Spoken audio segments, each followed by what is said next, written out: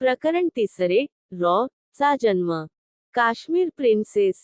एखाद्या राजकन्येच्या डौलात एअर इंडियाच्या त्या विमानाने हाँगकाँगच्या काईटाक विमानतळावरून उड्डाण केले. दुपारी 12:15च्या सुमारास ते बँकॉकहून आले होते. तेथे विमानाची तपासणी करण्यात आली होती. त्यात इंधन भरण्यात आले होते. आता ते विमान जकार्ताला निघाले होते. त्याचे सारथ्य करत होते कॅप्टन डी.के. जठार. मदतीला होते copilot M C. Dikshit, flight navigator Pathak आणि फ्लाईट इंजिनियर अनंत श्रीधर कर्णिक. मोठी जबाबदारी होती त्यांच्या खांद्यावर. कारण कितीही गोपनीय ठेवले तरी त्यांना उड्डाणापूर्वी काही काळ आधी समजलेच होते की या विमानातून एक अतिमहत्त्वाची व्यक्ती प्रवास करणार होती. तिचे नाव होते चाऊ एन लाय. चीनचे पंतप्रधान. इंडोनेशियातील बांडुंग मधील आफ्रो-एशियन परिषदेसाठी चीनच्या शिष्टमंडळासह ते जाणार होते. त्यासाठी चीनने हे विमान एअर इंडियाकडून भाड्याने घेतले होते. सोव्हिएत रशिया आणि अमेरिका यांच्यातील शीतयुद्धाचा तो तापलेला काळ. त्यात विविध छोटी राष्ट्रे उगाचच होरपळून निघत होती. त्यांना आपल्या पंखाखाली आणण्याचे या महासत्तांचे प्रयत्न सुरू होते. अशा काळात पंतप्रधान पंडित जवाहरलाल नेहरू यांनी अलिप्ततावादाचे धोरण पुढे आणले. तुमची ती सत्ता स्पर्धा तुम्हाला लखलाभ. त्या भांडणातील प्यादी बनणे आम्हाला अमान्य आहे. आम्हाला रस आहे तो आमच्या नव्यानेच स्वतंत्र झालेल्या च्या पायावर नुकतेच कुठे उभे राहू पाहणाऱ्या देशाच्या विकासात. हे त्यांचे तत्त्व. आफ्रिका आणि आशिया खंडातील अशा 25 नवस्वतंत्र राष्ट्रांची परिषद त्यांच्या पुढाकाराने बांडुंगमध्ये आयोजित करण्यात आली होती. या परिषदेत चीनही सहभागी होता. एप्रिल 11, 1955 रोजी काश्मीर प्रिन्सेस ने चीनच्या शिष्टमंडळासह हवेत झेप घेतली. बाहेर हवा चांगली होती. प्रवास व्यवस्थित सुरू होता. एकूण 7.5 तासांचा तो प्रवास. आता केवळ 2च तास उरले होते. 18,000 फूट उंचीवरून ते चालले होते. खाली अथांग सागर होता. समोर नाटुना बेटे दिसत होती. अचानक विमानाच्या एका इंजिनाजवळ स्फोट झाला. विमानाने पेट घेतला. पायलटच्या केबिनमध्ये धूरच धूर झाला. कॅप्टन जठार हे अत्यंत अनुभवी पायलट. त्यांनी तत्काळ हे विमान उतरवण्याचा निर्णय घेतला. पण विमानाचे बरेच नुकसान झाले होते. वेगाने ते खाली येत होते. ते नियंत्रित करणे अशक्य होते. अतिशय वेगाने ते समुद्रात कोसळले. पाण्यात पडताच त्या जोरदार धक्क्याने त्याचे 3 तुकडे झाले. आग आणि पाणी यांनी त्या विमानातील 16 प्रवाशांना गिळून टाकले. हे सगळे सांगण्यासाठी वाचले ते तिघेच. दीक्षित, पाठक आणि कर्णिक. कर्णिक तर 9 तास समुद्रात पोहत होते. एका बेटाजवळ ते कसेबसे पोहोचले. दमसाच संपला होता त्यांचा. पण सुदैवाने स्थानिक मच्छीमारांनी त्यांना पाहिले आणि त्यांची सुटका केली. या भयानक अनुभवावर त्यांनी 1958 मध्ये काश्मीर प्रिन्सेस नावाचे पुस्तकही लिहिले. या अपघातातून बचावलेल्यांमध्ये आणखी एक नाव होते, चाऊ एन लाय यांचे. कारण ते त्या विमानात नव्हतेच. ऐनवेळी त्यांचे पोट दुखू लागले. त्यांना अपेंडिसायटिसचा त्रास होऊ लागला. केवळ त्या आजारामुळे ते बचावले. त्यांच्या हत्येचा कट उधळला गेला. कटच होता तो. त्या विमानात झालेला स्फोट हा टाइम बॉम्बचा स्फोट होता. संपूर्ण जगाला हादरा देणारी अशी ती दुर्घटना. तातडीने तिची चौकशी सुरू करण्यात आली. कट चाऊ एन लाय यांच्या हत्येचा असल्याने चीन, विमानाने हाँगकाँगहून उड्डाण केल्याने ब्रिटन, हाँगकाँग तेव्हा ब्रिटनच्या अंमलाखाली होते, ते इंडोनेशियाच्या हद्दीत कोसळल्याने तो देश आणि विमान एअर इंडियाचे असल्याने भारत. असे 4 देश त्या चौकशीत सहभागी झाले होते. दुर्घटनेला शीतयुद्धाचा अत्यंत गहिरा असा आयाम होता. शांतता परिषद उधळून लावण्याचा तो डाव होता. स्फोटाचे सूत्रधार शोधून काढणे आवश्यक होते. पंतप्रधान नेहरूंनी बांडुंगला जाण्यापूर्वी जाहीर केले की या दुर्घटनेची चौकशी करण्यासाठी एका वरिष्ठ गुप्तचर अधिकाऱ्याला हाँगकाँगला पाठवण्यात येईल. त्यासाठी आयबीचे संचालक बी.एन. मलिक यांनी निवड केली, ती सुरक्षाविषयक सहाय्यक संचालक आर.एन. काव यांची. चंद्रपाल सिंह हे गुप्तचर अधिकारी काव यांच्या विश्वासातले. काव यांनी त्यांना बरोबर घेतले.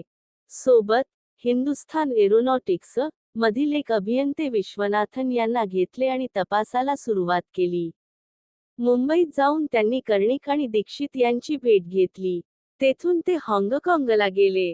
विमानात टाइम बॉम्ब ठेवण्यात आला होतो, तो हाँगकाँग विमानतळावरच. तेथे त्यांनी तपास केला. तेथून इंडोनेशियाला ते गेले. नेमके काय आणि कसे घडले, याची माहिती आता जमा झाली होती. तोवर इंडोनेशियात बांडुंगला पंतप्रधान नेहरू आले होते. काव यांनी नेहरूंना भेटून ती सर्व माहिती दिली. नेहरूंनी तेथे चाऊ एन लाय यांच्याशी त्यांची ओळख करून दिली. भारतातील सर्वोत्तम तपास अधिकारी आहेत हे नेहरूंचे शब्द होते आणि ते यथार्थच होते.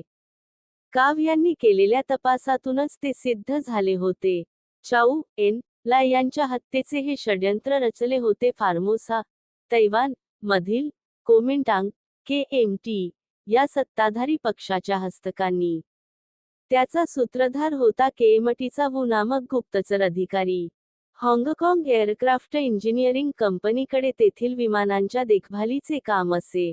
या कंपनीतील चाऊ चू उर्फ चाऊत्से मिन उर्फ चाऊ क्यू या कामगाराला त्याने फितवले. त्या कामगाराने पैसे घेऊन तो टाइम बॉम्ब बसवला. हे सारे काव यांनी उघड केले होते. हा तपास सुरू असताना चाऊ एन लाय हे काव यांना वेळोवेळी भेटत होते. बीजिंगमध्ये 7 मे 1955 रोजी अशीच एक भेट झाली. त्यावेळी चाऊ एन लाय यांनी काव यांना सांगितले, तुमच्या जीवाला धोका आहे. हाँगकाँगमध्ये वावरताना काळजी घ्या. जवळ एखादे शस्त्र ठेवा. काव यांनी त्या सूचनेला नम्र नकार दिला. पण तरीही नंतर चीनच्या पंतप्रधानांनी हाँगकाँगच्या गव्हर्नरला तार पाठवून काव यांना सुरक्षा देण्याची सूचना केलीच. काव यांचे काम होतेच तसे धोकादायक. त्या तपासातून काही बाबी उघड होऊ नयेत, असे वाटणाऱ्या शक्ती काव यांना संपवू पाहत होत्या. कोण होत्या या शक्ती, ते कधीच उजेडात येणार नाही. पण एक गोष्ट मात्र नक्की की, हा केवळ केएमटीच्या गुप्तचरांचा कट नव्हता. त्यामागे CIA सुद्धा होती. ही बाब उघडकीस आली, ती CIAच्या एका हस्तकाकडूनच. त्याचे नाव जॉन डिस्कोई स्मिथ. हा अमेरिकेच्या परराष्ट्र खात्यातला कोड क्लार्क. अनेक देशांत त्याने काम केले. 1954 ते 1959 या काळात तो भारतात होता. तेथील कारवायांवर, अनुभवांवर त्याने नंतर एक स्फोटक पुस्तिका लिहिली. तिचे शीर्षक होते I was a CIA agent in India. त्यात त्याने काश्मीर प्रिन्सेस कटाबाबत तपशिलाने माहिती दिली आहे. तो लिहितो, काश्मीर प्रिन्सेसच्या घातपातामध्ये अजाणतेपणे माझाही सहभाग होता, हे मला 2 वर्षांनी समजलं. मला किती मोठा धक्का बसेल असेल, याची कल्पना करा तुम्ही. ते ऑपरेशन लायटर यशस्वीरित्या पार पडल्यानंतर भारतातील CIAचे प्रमुख हॅरी रोजिट्स्के यांनी मला ती माहिती दिली. जॉन स्मिथ याचा त्यात सहभाग होता टाइम बॉम्बची वाहतूक करण्यापुरता. KMTच्या एका एजंटाला दिल्लीतील तेव्हाच्या मेडन्स हॉटेलात भेटून टाइम बॉम्ब पोहोचवण्याची कामगिरी त्यांच्यावर सोपवण्यात आली होती. काव यांच्या या तपासाने चाऊ एन लाय एवढे प्रभावित झाले होते की, नंतर बीजिंगमधील सुमेर पॅलेसमध्ये खास काव यांच्या सन्मानार्थ त्यांनी भोजन समारंभाचे आयोजन केले. चीनमधील अनेक बडे नेते, भारताचे राजदूत अशा अनेक प्रतिष्ठितांना त्या पार्टीसाठी पाचारण करण्यात आले होते. त्यावेळी चाऊ एन लाय यांनी काव यांना स्मृतिचिन्ह म्हणून एक वस्तू दिली. ती होती पंतप्रधानांची वैयक्तिक मोहर. भारतीय गुप्तचर संघटनेमधले काव हे एक साधे अधिकारी. त्यांचा चीनच्या पंतप्रधानाने अशा प्रकारे सन्मान करावा. रामेश्वर नाथ काव हे किती मोठे प्रकरण आहे, याचा अंदाज यातून यावा. Research and analysis wing raw नावाची स्वतंत्र गुप्तचर यंत्रणा स्थापन करण्याचा निर्णय इंदिरा गांधी यांनी घेतला, तेव्हा त्यांच्यासमोर नाव आले ते काव यांचेच. तेव्हा काव हे IBचे संयुक्त संचालक होते. पंतप्रधान जवाहरलाल नेहरूंच्या सुरक्षेची जबाबदारी त्यांच्यावरच होती. अतिमहत्त्वाच्या व्यक्तींच्या सुरक्षेबाबत ते किती दक्ष असत, याचा एक वेगळाच गमतीशीर किस्सा आहे. 1961 मधला ब्रिटनच्या राणी एलिझाबेथ द्वितीय या भारतीय स्वातंत्र्यानंतर पहिल्यांदाच भारताच्या दौऱ्यावर आल्या होत्या. राणीच्या सुरक्षेची जबाबदारी तेव्हा काव यांच्याकडेच होती. ते त्या सुरक्षा पथकाचे नेतृत्व करत होते. त्या वेळेची ही गोष्ट. राणीच्या सन्मानार्थ तेव्हा मुंबईमध्ये रिसेप्शन ठेवण्यात आले होते. भरपूर गर्दी होती. अचानक कोणीतरी राणीच्या दिशेने काहीतरी भिरकावले. काव यांना डोळ्यांच्या कोपऱ्यातून ती हालचाल जाणवली. त्यांना वाटले, बॉम्ब असतो. कोणताही विचार न करता त्यांनी ला राणी आणि ती वस्तू यांच्यामध्ये झोकून दिले. मधल्या मध्ये ती वस्तू झेलली. मग त्यांच्या लक्षात आले की तो बॉम्ब नव्हता, साधा पुष्पगुच्छ होता. हे पाहून क्वीन एलिझाबेथ मिश्किलपणे हसल्या. म्हणाल्या, गुड क्रिकेट. अर्थात पुष्पगुच्छाऐवजी ते भलतेच काही असते तर तेथे विनोद झाला नसता. आणखी काही भलतेच घडले असते. काव यांचे नेहरूंशी तसेही निकटचे संबंध होते. एक तर ते काश्मीरी पंडित, तशात त्यांची आई आणि कमला नेहरू या बालपणीच्या मैत्रिणी. शिवाय काव यांचे सासरे न्या. एन. मुल्ला हे मोतीलाल नेहरूंचे जवळचे मित्र. तेव्हा ते संबंध होतेच. इंदिरा गांधी यांचे ते विश्वासू बनले. यात या गोष्टीचा वाटा होताच. पण ती त्यांच्या नियुक्तीसाठीची अर्हता नव्हती. तेथे कामास आली ती त्यांची कर्तबगारी, त्यांचे कर्तृत्व. त्यांचा जन्म बनारसचा 10 मे 1918 ही त्यांची जन्मतारीख. त्यांचे वडील उत्तर प्रदेशच्या प्रशासकीय सेवेत अधिकारी होते. रामनाथ लहान असतानाच ते वारले. काव यांचे पुढचे पालनपोषण झाले ते त्यांच्या चुलत्याच्या घरात. लखनौ विद्यापीठातून त्यांनी पदवी मिळवली. नंतर अलाहाबाद विद्यापीठात त्यांनी प्रवेश घेतला. इंग्रजी साहित्य हा त्यांचा विषय. त्यात सुवर्णपदकासह त्यांनी पदव्युत्तर पदवी संपादन केली. इंग्रजीत एम.ए. झालेला तरुण दुसरे काय करणार? अलाहाबाद विद्यापीठातच इंग्रजीचे प्राध्यापक म्हणून त्यांनी नोकरी धरली. दरम्यान आजच्या हुशार तरुणांप्रमाणेच ते स्पर्धा परीक्षेला बसले. तेव्हा संघीय लोकसेवा आयोग होता. 1940 मध्ये ती परीक्षा उत्तीर्ण होऊन ते भारतीय पोलीस सेवेत दाखल झाले.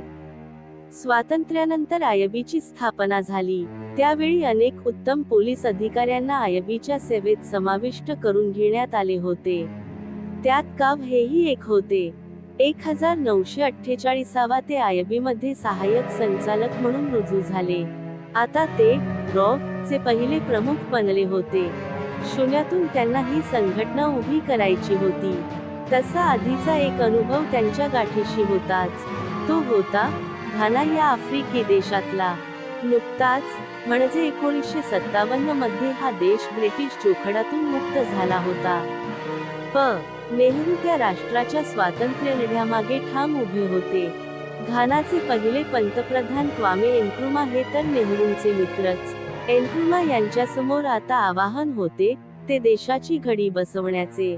वसाहतवादाने निर्माण केलेल्या विविध समस्या त्यांच्यासमोर होत्या.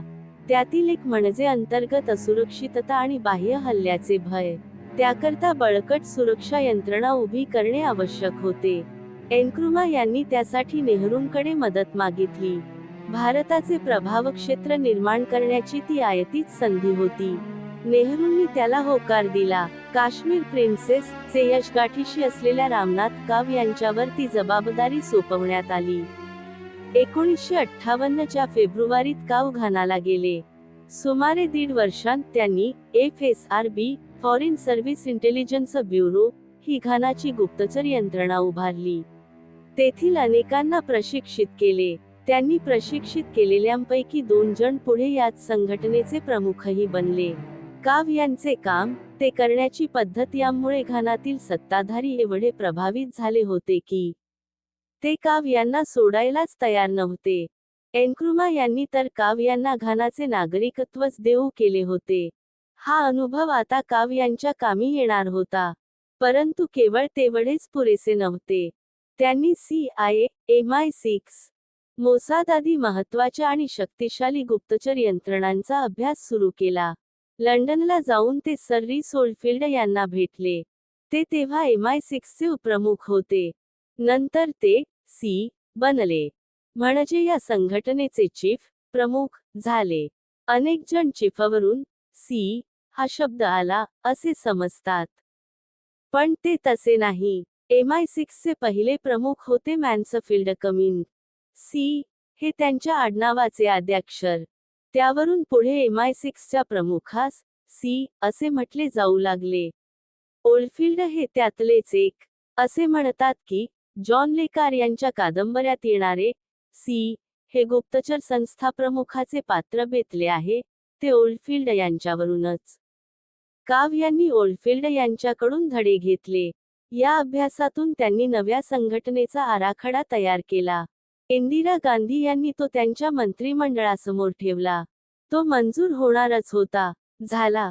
के. शंकर नायर हे काव यांचे विश्वासू अधिकारी आणि मित्र. त्यांची रॉ. चे उपप्रमुख म्हणून नियुक्ती करण्यात आली. सोबतीला सरदार IS. हसनवालिया यांना घेतले. प्रारंभी रॉ. चे मनुष्यबळ होते अवघे 250. ते सर्व अधिकारी, गुप्तचर, विश्लेषक यांना आयबीतून आयात करण्यात आले होते. थोडक्यात काय तर आयबीमधून रॉ. चा जन्म झाला. भारताच्या सुरक्षा विश्वात एक नवा तारा अवतरला.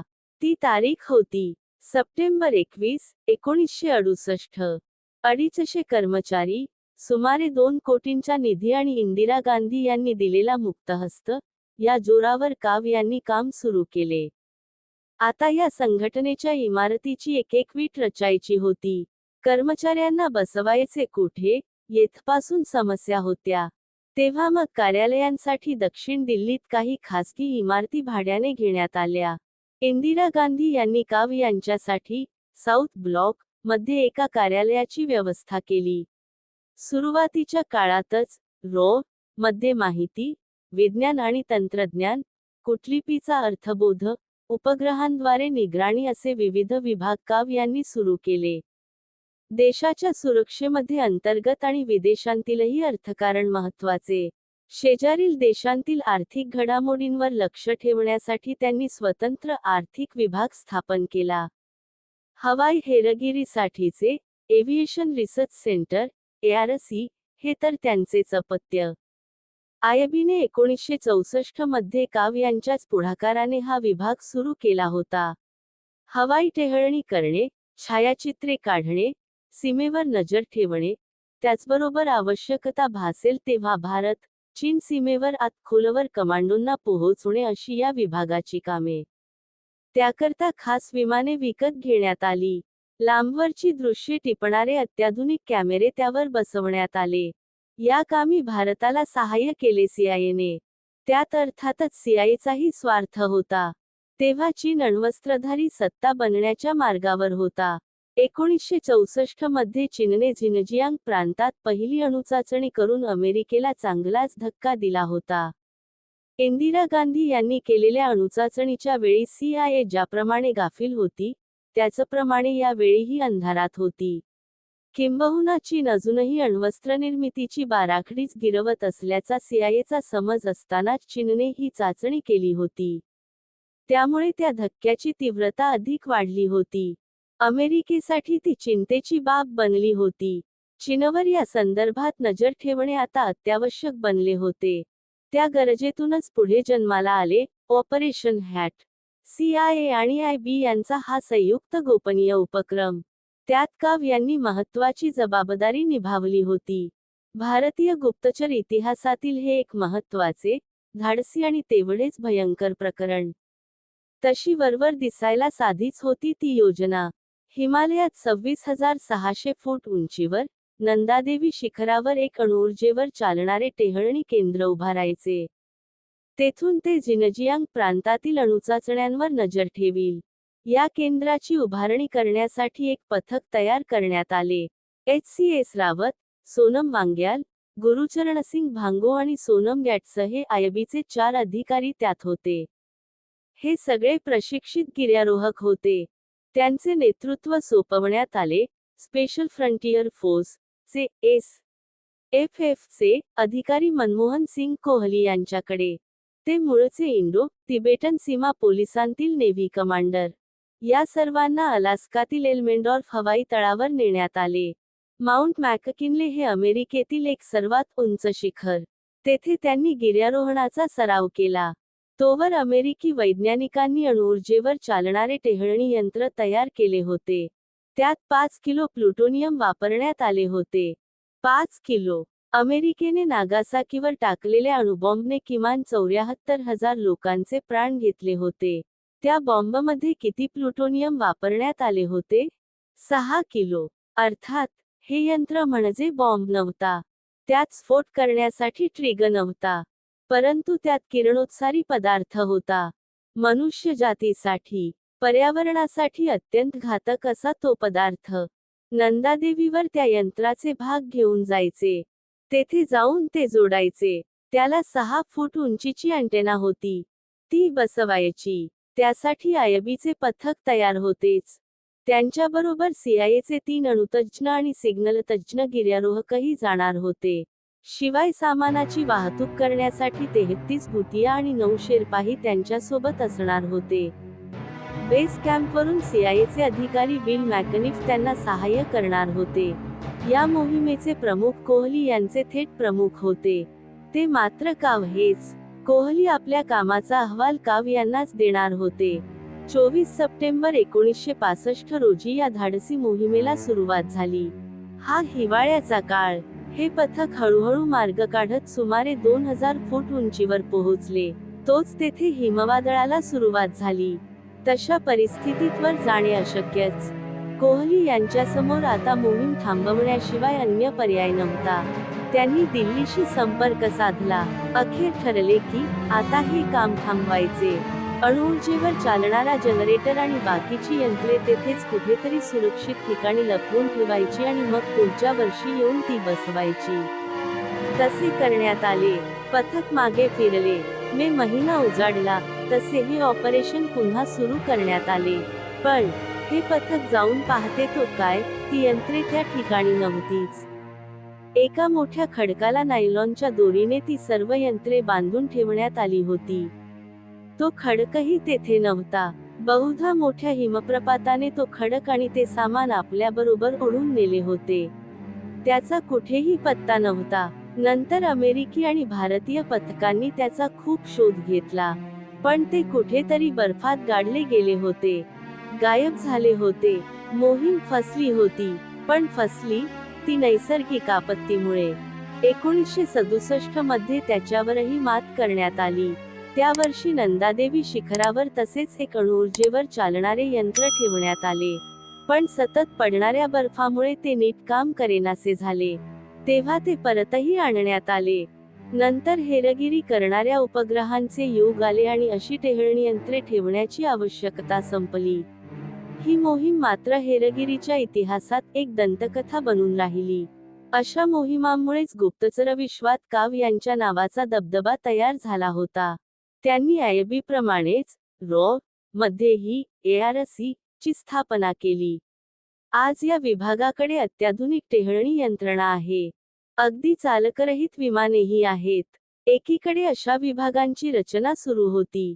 त्याचवेळी भारताच्या सुरक्षेच्या दृष्टीने महत्त्वाच्या असलेल्या देशांमध्ये रॉ च्या गुप्तचरांची तातडीने नियुक्ती करणे सुरू होते. त्याकरता काव यांच्या मदतीला आले विदेश सचिव TN कॉल. तेही काश्मीरी पंडित आणि इंदिरा गांधी यांचे विश्वासू. त्यांच्या सहकार्याने शेजारी देशांमध्ये, तसेच अमेरिका, ब्रिटन, युरोप आणि आग्नेय आशिया यांतील काही महत्त्वाच्या देशांतील दूतावासांमध्ये रॉ च्या अधिकाऱ्यांकरता खास पदे निर्माण करण्यात आली. हळूहळू रॉ ला आकार येऊ लागला होता. आणि त्याच वेळी रॉ समोर एक नवे आव्हान उभे राहू लागले होते.